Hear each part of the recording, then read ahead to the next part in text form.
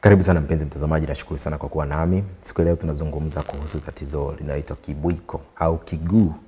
Kwa hiyo karibu uwe nami mpaka mwisho. Utakuwa nami Dr. Mneko, tutaangalia sababu zake, dalili zake, matibabu yake, lakini pia na matarajio ni nini baada ya kufanyiwa matibabu. Karibu uwe nami.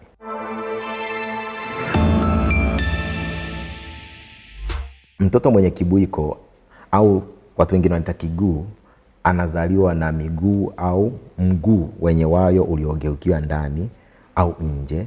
Hali hii inakuwepo mtoto anapokuwa amezaliwa. Kibwiko ambao pia inaitwa kiguu ndio tatizo la miguu linaloathiri watoto wengi zaidi wakati wa kuzaliwa. Ukubwa wa tatizo unatofautiana kati ya mtoto. Kuna wengine unakuta tatizo sio kubwa na miguu haijakaza, lakini kuna wengine unakuta tatizo ni kubwa na miguu inakuwa imekakamaa kabisa. Inaweza kuwa ngumu hata kuinyoosha ikae sawa. Sababu ya kutokea kwa hali hii haijulikani, lakini kuna uwezekano kwamba linarithiwa ndani ya familia fulani. Watoto wanaozaliwa kwenye familia yenye historia ya kuwa na kibwiko wana uwezekano mkubwa zaidi wa kuwa na tatizo hili pia, hasa wanaume. Hali hii inawapata watoto, nakuwa ni mtoto mmoja kati ya watoto 1000 wanaozaliwa. Kwa hiyo ni tatizo kubwa.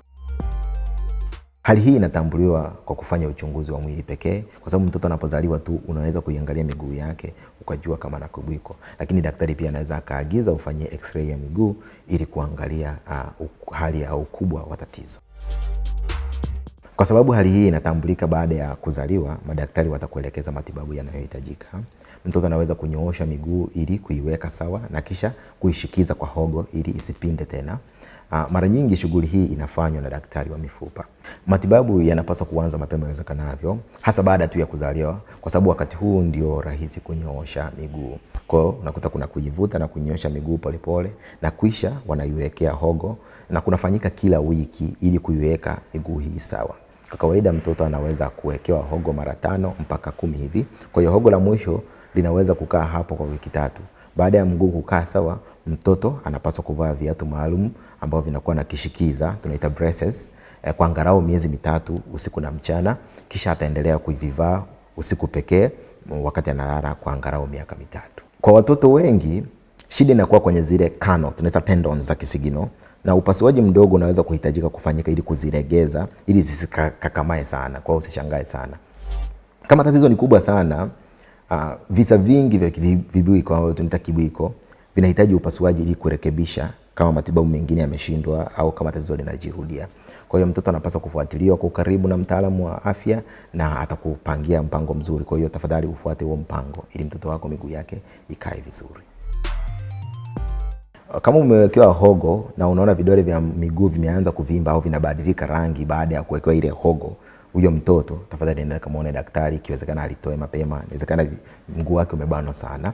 Kama hogo ambalo limekuwa limewekewa mtoto linasababisha maumivu makali sana, utaona mtoto analia sana, tafadhali mpeleke pia.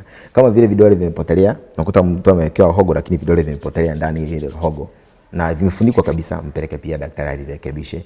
Kama hogo limeteleza linachomoka, mpeleke pia arekebishe. Lakini pia kama wayo wa mguu ule umeanza kugeukia ndani tena baada ya matibabu, umeona kwamba hogo limetolewa na wayo umeanza kurudi tena, mpeleke tena daktari amwangalie na mwanzishie tena matibabu. Kwa habari ya matarajio baada ya matibabu, matokeo yanakuwa mazuri tu baada ya kupata ile matibabu. Kwa hiyo nenda, mtoto wako atapata matibabu na utajikuta kwamba ana miguu yake inakaa vizuri. Kazi yetu ni kuwaunganisha wagonjwa kutoka Tanzania kupata matibabu India, South Africa, Uturuki na USA kwa urahisi kabisa. Tutakuunganisha.